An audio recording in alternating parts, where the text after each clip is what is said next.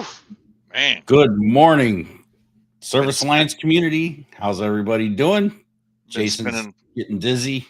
spinning for a while now. Oof. I thought about spinning mine around in the beginning too, but Yeah, there was a what was that, late '90s, early 2000s Christian rock band called Spin Around. I think it was called Spin Around. Some reason I that have they're never heard of them. yeah, Spin Around. They're good. They're good. Spin around. All right, so today, part 2 of our pricing your service. Since we didn't get through everything last week, Yeah. so today's going to be a good day. Hey, I was right on that. Active from '98 to '01. They had one album called Face the Crowd. They were on Pamplin Records with Ken Pamplin. So yeah, anyway. Hmm. The more you know. It's like, Useless facts we Yeah. all need to know. something like that. And then I like useless facts sometimes. sometimes, yes. We are talking about pricing. That's part do. Well, if you were with us last week, we talked about pricing and mindset shift, and we talked about different pricing models and what works. Talked about flat rate plus tiered pricing is the most profitable, and time and materials models are risky and hard to scale. And today we'll be talking about some psychology and what goes along with that, and some profit first strategies. So this should be a good one. True. This is a topic that you can go real deep, and we will be going really deep in our next mastermind on the 21st. Ooh, TK nice. and I are going to be talking about pricing your service in there and going way deeper than what we can go here. So if you're an all access member, you'll definitely want to be joining us on the 21st. I like it. All right. Well, let's pray us in, and we'll get going. Sounds like a plan. All right. All right. Dear Heavenly Father, I want to thank you for everyone watching. I want to ask that you be with us and sustain us. And I know a lot of people are in the slow season right now, and certain parts of the country are slower than others, and just ask that you awaken their areas and get their phones ringing and keep them prosperous. Keep us safe, keep us learning, and keep us networking. It's in Jesus' name I pray. Amen. Well, there you go. Amen. No, I thought I was doing the prayer, so I was Oh, like, I didn't get a scripture. So let's we're gonna randomize one up here about scripture for pricing. How about 1 Corinthians 6:20? I don't know if we've ever used that one before. For you were bought with a price, therefore glorify God in your body and in your spirit, which are God's. This verse highlights the immense price God paid for our salvation, suggesting that we should live our lives in a way that honors Him. I think that fits. that's a good one. Yeah. We're talking about pricing, so God definitely paid a price. That's for He sure. paid the ultimate price. Yeah. All right. Let's dive into it. Let's talk about some customer psychology and pricing presentation. Love me some pricing presentations. Objections. I object. You object to my pricing presentation? I object. You haven't even seen my pricing presentation. So, speaking of objections, I do have a whole nice long list. We're going to talk about objections next. Let me see. You got to dig up a document. No, I am not going to dig up a document today, but I think it is great to practice objection handling. I think this goes along with customer psychology, so I'll just dive into it. I have, in teaching Austin and Isaiah some of my sales techniques, um, I have a whole slew of objection handling. So when I was an electrician, I had a whole slide of objection handling stuff that I would just look at constantly, and I had it printed out. So I feel that I got really good at objection handling. And now, even when we're doing, sales demos via Zoom for my office manager here, I have got a slide of objection handling, and it was not hard to transition from the electrical side to the software platform side of things as far as objection handling goes. So it's practice, practice, practice, man. Then you have a script, but it's not something that you literally just use. Like we have a script that we go off of. We plan for this every week. We have our script that we share, we talk about, but it's there. It's something just to use as a guide. And that goes for any kind of scripting. It's practicing to make yourself better. And ultimately, how are you going to serve your client better? It's by understanding their psychology and what I can do to help them. Some people, it could be a pricing thing, right? Well, okay, maybe it's not necessarily they can't afford it. They're trying to figure out how can they afford it. And that's really what the objection comes into. So study your objections. Study your objections. When you go out on service calls today, if people come up with questions, that's a good thing, right? We want them to be objecting because we want them to have questions because that means they're interested. If they just literally say, "No, yep, I don't want this," and show you the door, then that's a whole different like psychology thing going on behind them. It's probably something that you did. You stank. You you smell like a cigarette. You parked your truck wrong or something like that. There's a whole different psychology. So get your objection handling down really, really well so you can serve your client better. That's what it ultimately comes down to. So I don't even think it's always an objection. When they question the heck out of you, like you just said, it's a good thing. yeah, It's an amazing opportunity to better yourself yeah, and to show yourself as the expert that you are. yeah, And you can use that opportunity to express your knowledge hmm, and to really help the customer. Because if they're asking a lot of questions, it's because they need guidance hmm, and they need that help. And you can be the person that walks them through explaining everything.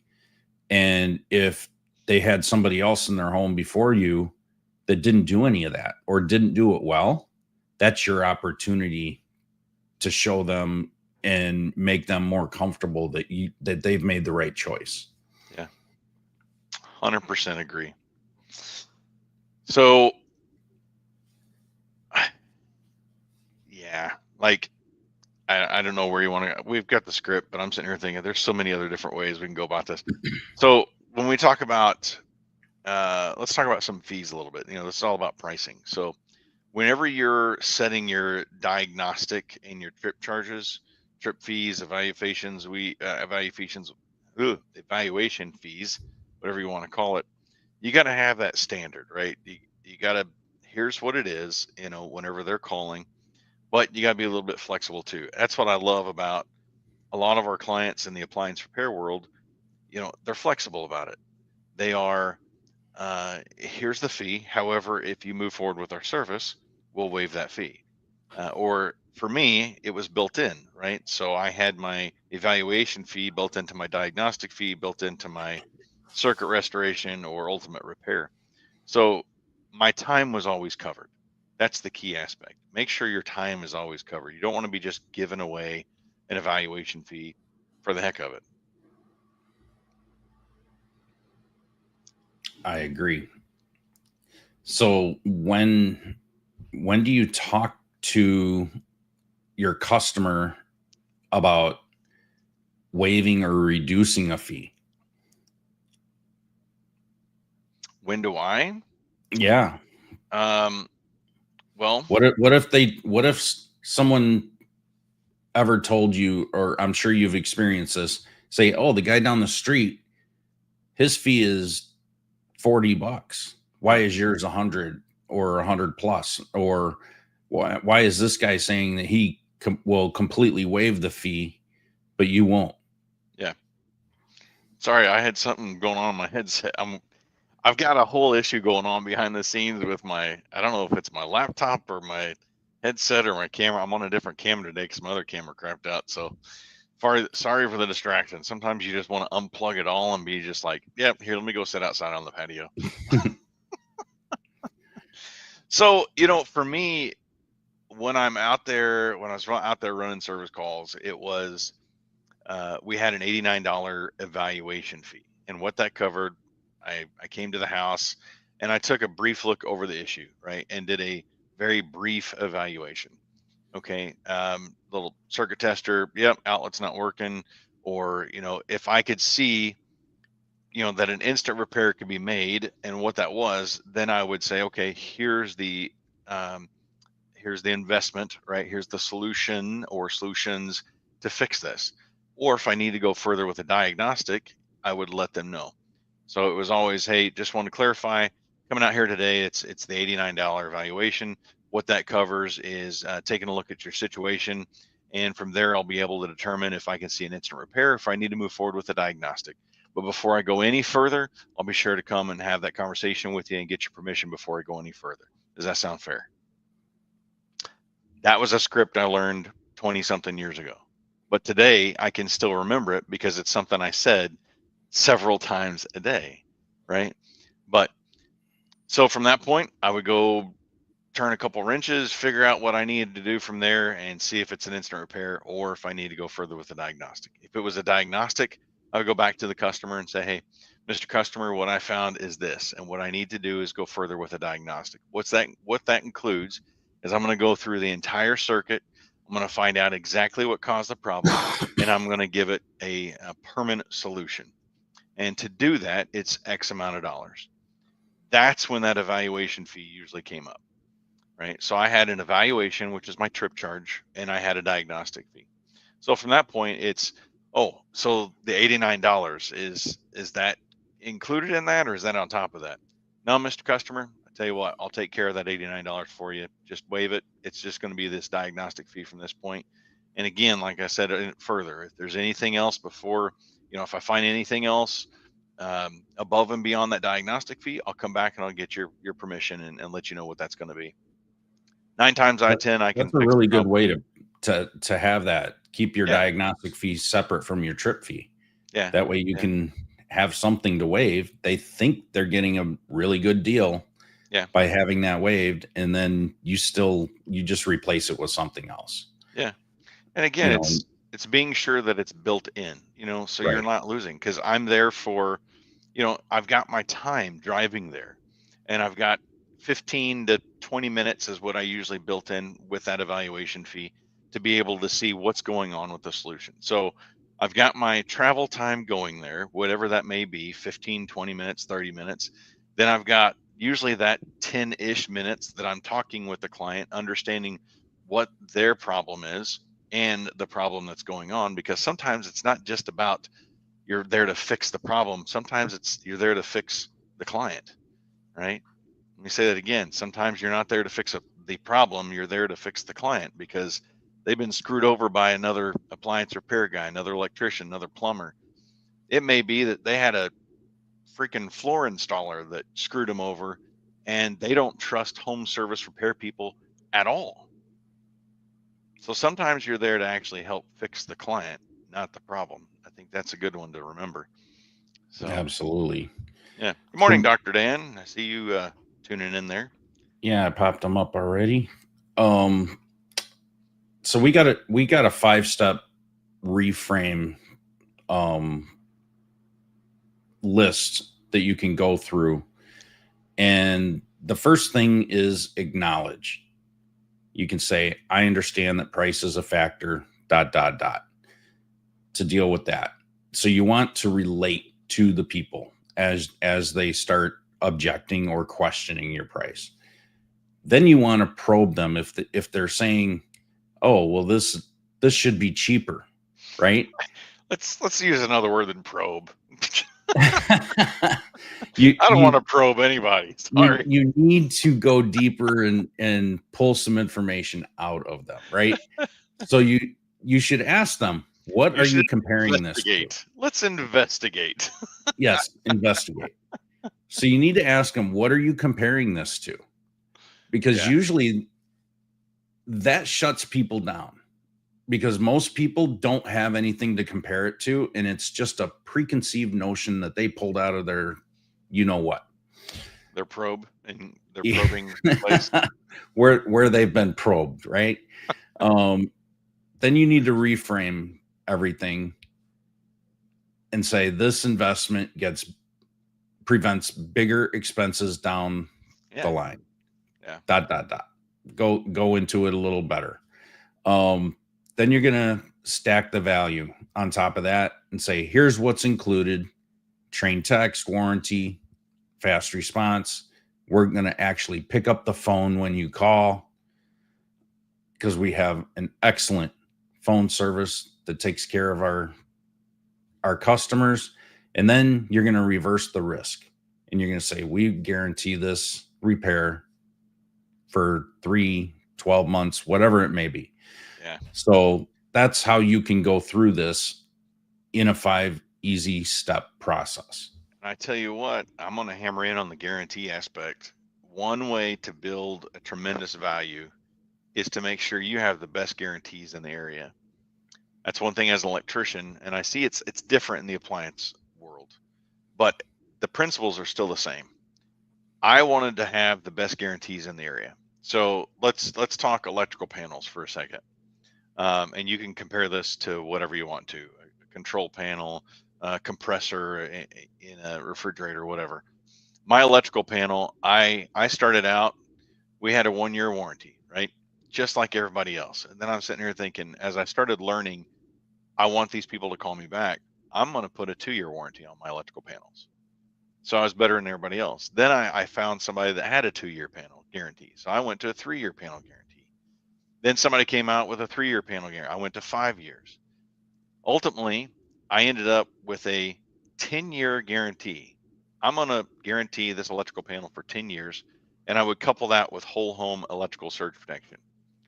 So, Mr. Customer, if I install this whole home electrical surge protector and I help them understand the value of that, how it's protecting their entire home, I will guarantee this electrical panel for 10 years. You won't have any issues with it for 10 years.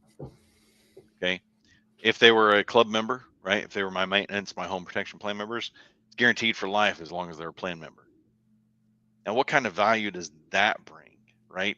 When everybody else is saying, I'll give you a 2 year guarantee.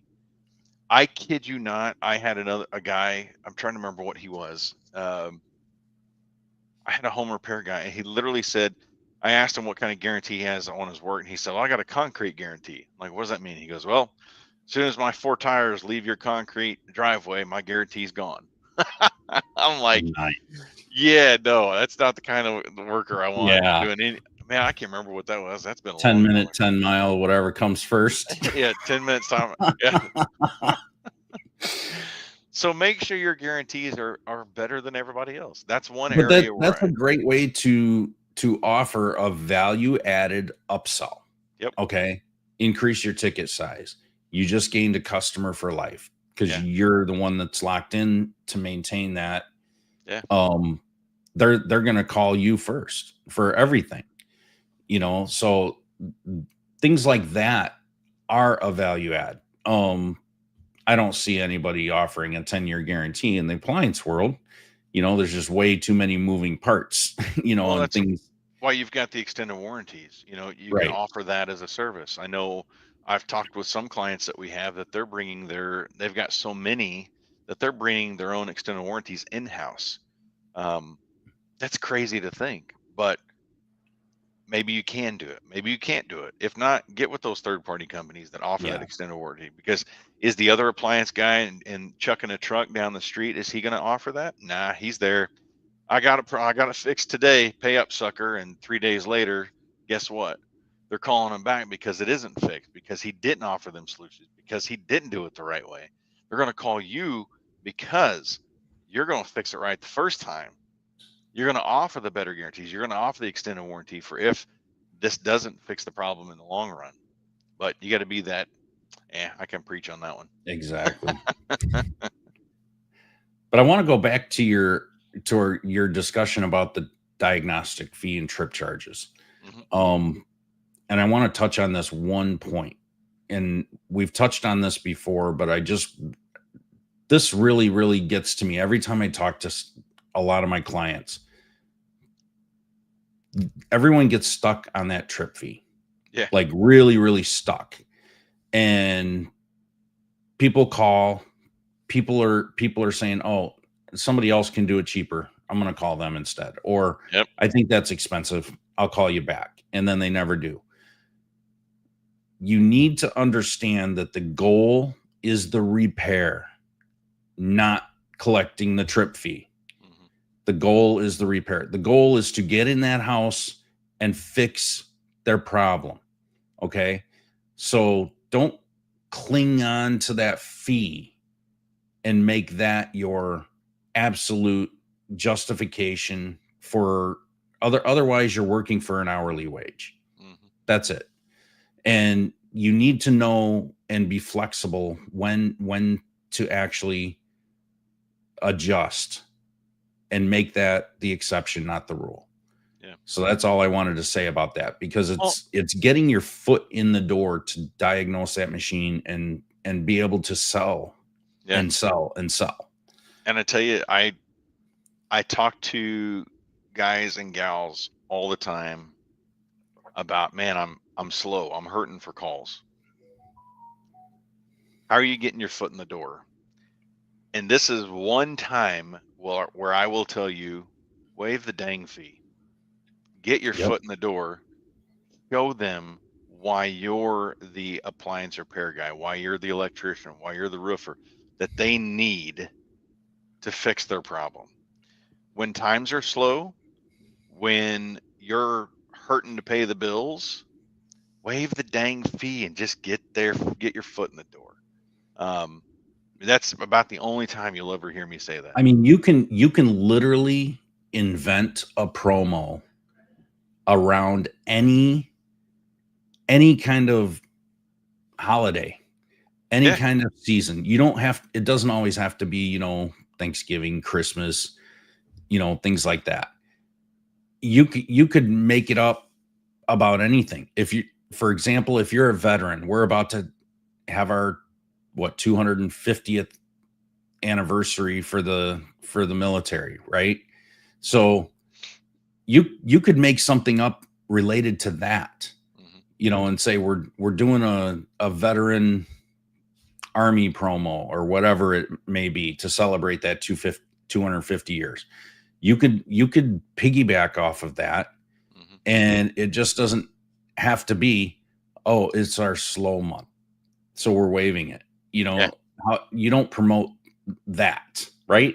So you could literally make up any reason to have a promo. Yeah, I remember there's out and market it. I'm glad you brought that up. There's a franchise nationally. I'm not going to say what kind because you'll know. That does service and repair in the heating and air world. And they had this, I forgot, it was like contractor hurting letter that supposedly did a lot of money, but man, it was all about, wow, we're really hurting, the season's slow and our loss is your gain type of letter. And it was a ho-hum type of letter, in my opinion. I would rather, like you said, find something to celebrate. Hey, we're celebrating 250 years of this nation's great military. And because of that, we want to support our veterans. You're going to get $250 off our top of the line refrigerator, right? If you're selling appliances, you're going to get 25% off, or whatever you want to go. Make it substantial, right? Make it something that people are going to say, wow, that's awesome, let's support. Or hey, for every service call we're going to do, we're going to donate $25 to the American Legion down the road, or whatever it may be, right? I like that, Mike. That's great. Yeah, Celebrate.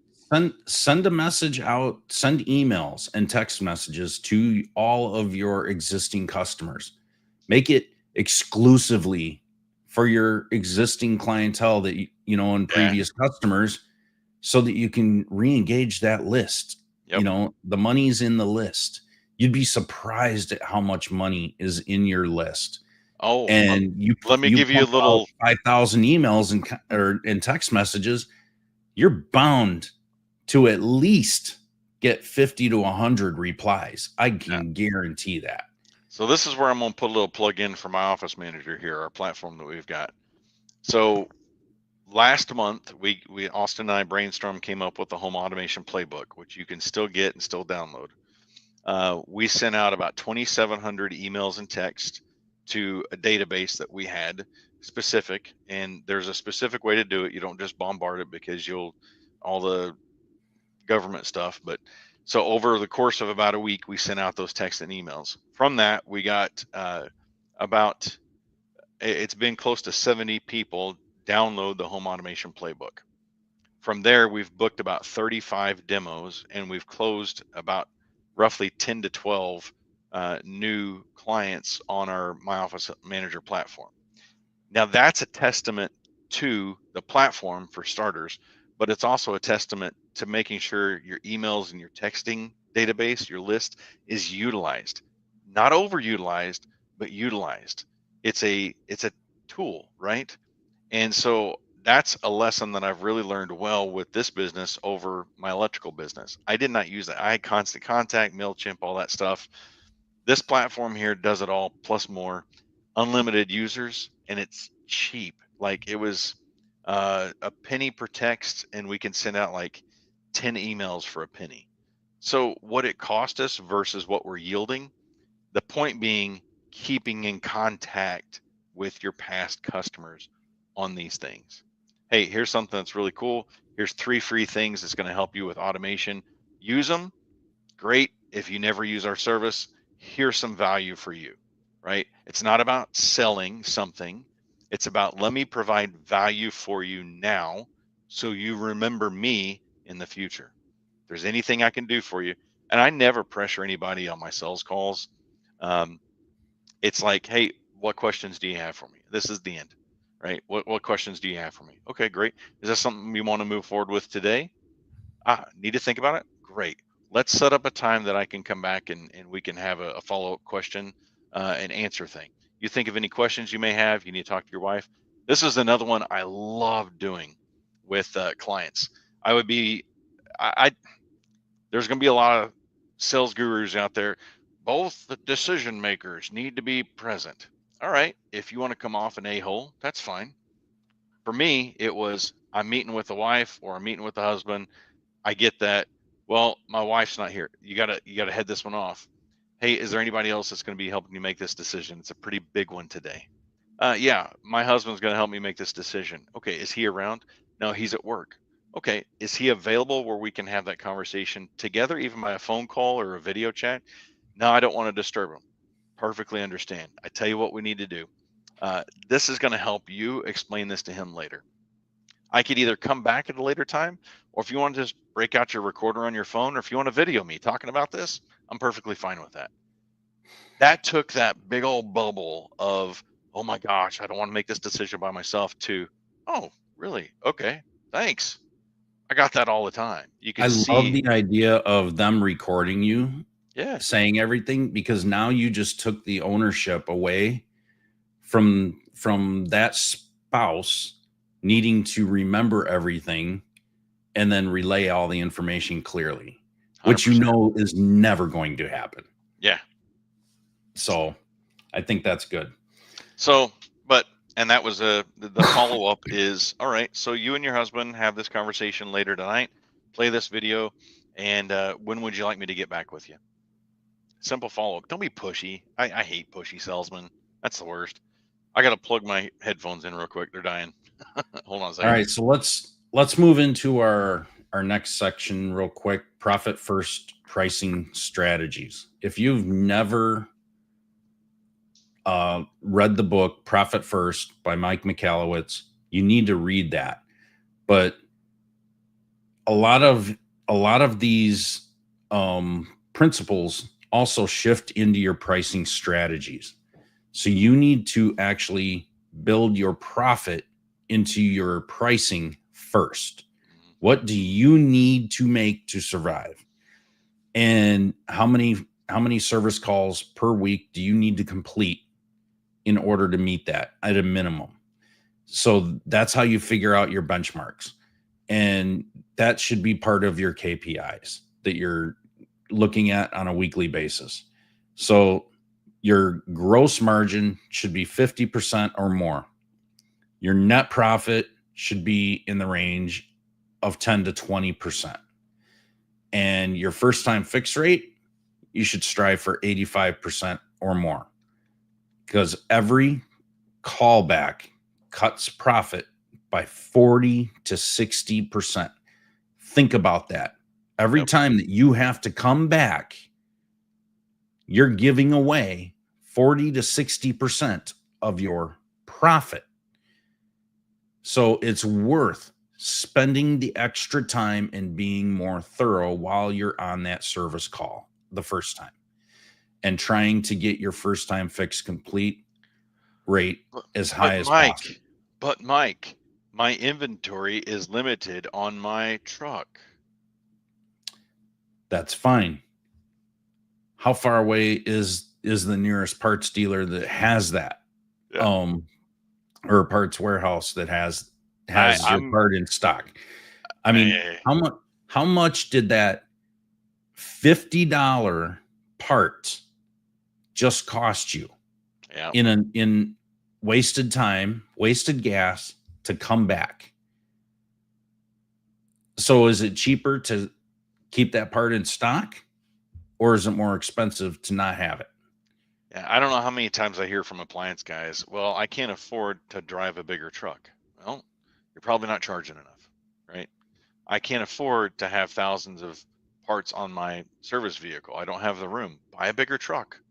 I'm telling you, I went with 10-foot U-Haul box trucks and I built them out, and I literally had thousands of parts. I mean, when you count plug-ins and switches, I mean, it came out to literally thousands of parts. So it was on the phone when they called in for a service repair.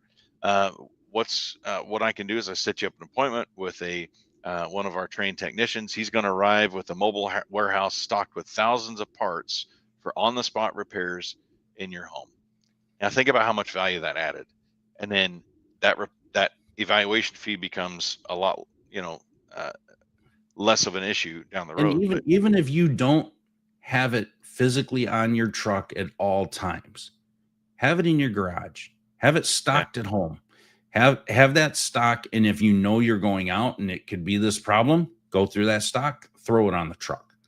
if you At have least have it on the truck while you get there, or yeah, while you're at the repair, make those as much as connections with possible. those part suppliers, man. I'm telling you, I know they're out there, and having that relationship with them, even to the point where you can call them up and say, hey, I need XYZ part. Is there any way you can bring that to me? Or can I meet you halfway somewhere? You'd be surprised how many times that they've got runners that are available. Yeah, think about the Napas, the Fisher Auto Parts, the O'Reillys. Why do they have these runners that they're paying minimum wage for to take a socket, a number 10 socket to a guy who lost one in an engine bay all of a sudden and he needs that number 10 socket? Is because they know that they're getting repeat customer service. So you find that Tribbles, that Marcone, that Encompass, whatever it may be locally, or in the next town or whatever, that's going to have those parts runners, or that's going to help, you know, uh, help with delivering or meeting you halfway, or hey, we've got that part in stock. I'll have it ready for you in the next 10 minutes. When you're going to be here, right? I totally agree with those first trip completes. Yeah, Absolutely. and I I like mean, your and this margins. isn't made up data. These are factual numbers Yeah, that I've researched, you know, about it cutting your profit by 40 to 60%. That's yeah, industry that's huge. averages and stats that are out there. So let's move on real quick. Sure. High-end appliance repairs. Most of you are not doing them. Or if you do, you're just doing them by happenstance. If you want to make more money, target them aggressively. They're less price sensitive and they're much more profitable. And in most cases, they're fairly easy to work on, depending on if it's a refrigerator or a stove, right? So make sure that you are trained and you're training your techs and you stock key parts and you market your expertise for premium brands. That's another way. And we got some non-mainstream tips for you. Membership and maintenance plans. We've talked about this before. Yeah. Offer financing for big repairs. Yep.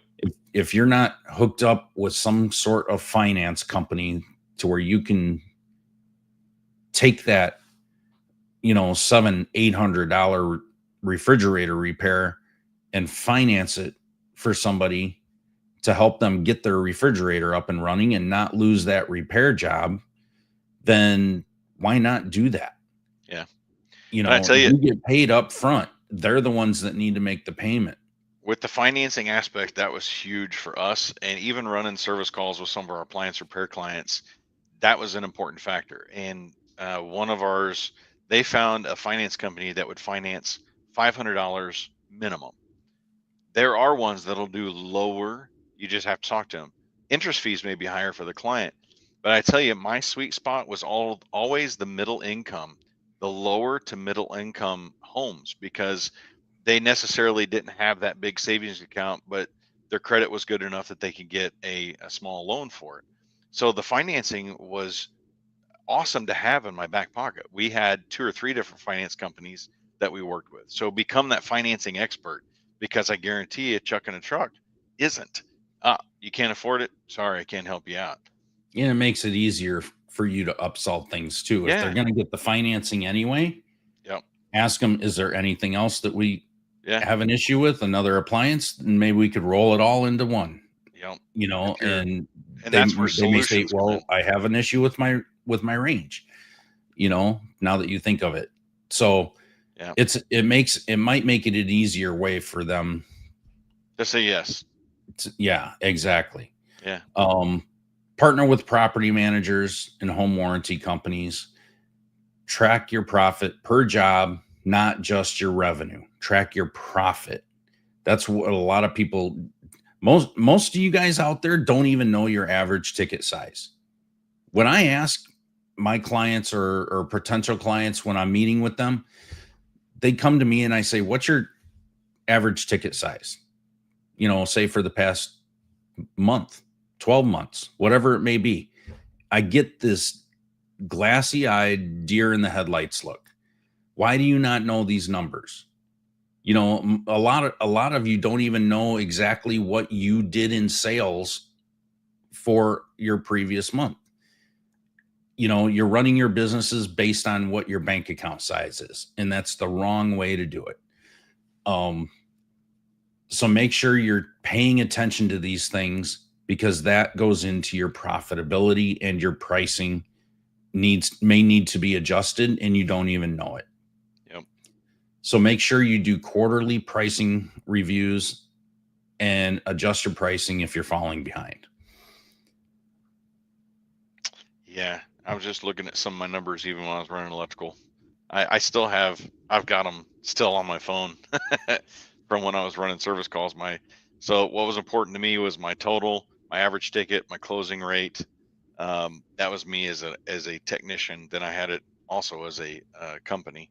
So it's important to know your numbers, especially when it comes to, anyway, a lot of stuff. Exactly. So Can you tell I like talking about pricing? Let's wrap this up. We got some actionable tips. Yeah. Audit your current pricing. Are you undercharging relative to the value that you're providing? Guarantee you the majority of you are. Absolutely. Develop or buy a flat rate pricing book like the Appliance Blue Book. Implement tiered pricing strategies. Build 3 levels of pricing. strategies and maybe different offerings. Can we hit that one real hard? What's that? Let me hit that one real quick before we Do get it. off here. That sounds hard. I know I get this conversation, man. I can't think of that. It's as simple as, right, let's take a dryer fix. It's as simple as, I'm here, your dryer's got a problem, right? Here's my evaluation fee, right? My diagnostic fee. Here's a repair that I found that needs to happen with the dryer. And I found the dryer all the lint needs to be cleaned out, and the dryer vent hose needs to be replaced. Okay, so build 3 solutions for that. All right, the ultimate fix is I can clean out and replace all of the lint, replace the dryer vent line, and bring this back up to near factory condition with the best warranties, best guarantees. It is the most expensive, but it's going to give you that more permanent solution. That's my best solution. The next one is, right, I can clean out the lint in the dryer and fix your problem today. The other one is I can just fix your problem, right? There's 3 pricing solutions.